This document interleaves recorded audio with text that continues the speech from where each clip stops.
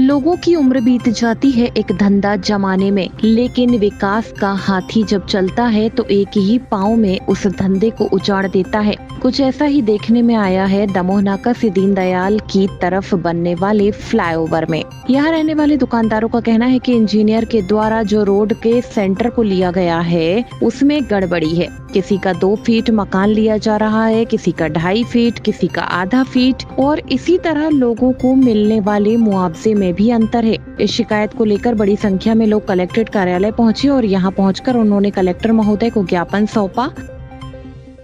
ये हम लोग जो दमोह नाका से फ्लाईओवर बन रहा है उसके विषय में कलेक्टर महोदय से बात करने आए हुए हैं। इसके पूर्व में भी हम लोगों ने विधायक महापौर जी से चर्चा की थी, उनको बुलाया था, उनके सामने निरीक्षण भी करवाया गया था, लेकिन उसका भी कोई हल नहीं निकला। अब महापौर और विधायक से मिलने के बाद ये बोला गया कि भाई जो रोड सेंटर लिया गया है वो प्रॉपर सेंटर ना लेके जो अभी स्थिति है उससे 10 फीट सरका के लिया गया, जिसके कारण दमोह नाका से दीनदयाल की जाने वाली रोड पे एक तरफ के सारे भवनों को मार्क किया गया। वर्तमान में वहाँ पे अभी जो फ्लाईओवर के लिए इनने 34 मीटर की जगह मांगी गई है और वर्तमान में 34 मीटर से ज़्यादा जगह उपलब्ध है। उसके बावजूद इनने 10 जो रोड सेंटर होना चाहिए था उससे ना लेके 8-10 फीट दूसरी तरफ ज़्यादा छोड़ के ले लिया गया, जिसके कारण क्या हुआ कि पूरी लाइन, एक तरफ की लाइन मार्किंग की गई है, वहाँ से लोगों के भवन को तोड़ने के लिए मार्क किया गया। हम लोग जगह देने को तैयार हैं, उसमें कोई वो नहीं है। अब जेडीए वालों के इंजीनियर के द्वारा ये कहा गया है कि भाई जो भी रोड सेंटर लिया गया है वो जीपीएस से लिया गया है।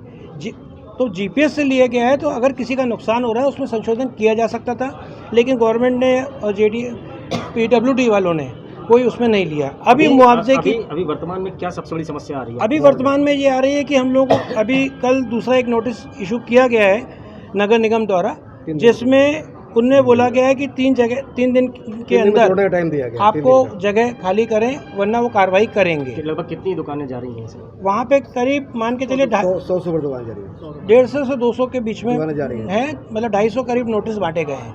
इसमें ये भी दिख रहा है कि इसमें कुछ मीटर में भी इनने कुछ करा है, किसी का 2 किसी का। हाँ, जो उनने मार्किंग की गई है वो सही तरीके से नहीं की गई है। 2 मकान जो एक ही लाइन में है, एक ही सीध में है, किसी को 2 मीटर लिख दिया, किसी को 2.5 मीटर लिख दिया, किसी को 2.25 मीटर लिख दिया और किसी को आधा मीटर लिख दिया। तो रोड सेंटर ही उनका ऑथेंटिक नहीं है पहली बात तो, और जो मार्किंग की गई है वो प्रॉपर नहीं है। ये एक विषय है। दूसरा विषय ये है कि जो उनने कल सेकंड नोटिस में कंपनसेशन के हिसाब से हर व्यक्ति को, एक आदमी की बात नहीं कर रहे, हर व्यक्ति को जो नोटिस जो पहले दिया था उसका जवाब सबने दे चुके थे।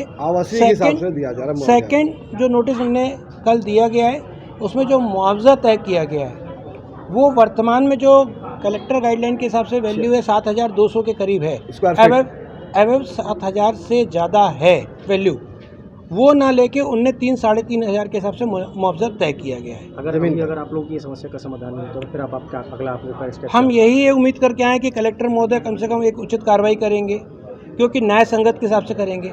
वही चाह रहा हूँ। नहीं तो ज्ञापन जो है कलेक्टर महोदय को पहुंचा दिया जाएगा ना, इनकी जो समस्या है। हाँ, वो सुनेंगे। शिकायतकर्ताओं ने कलेक्टर महोदय को अपनी समस्याओं से अवगत कराया।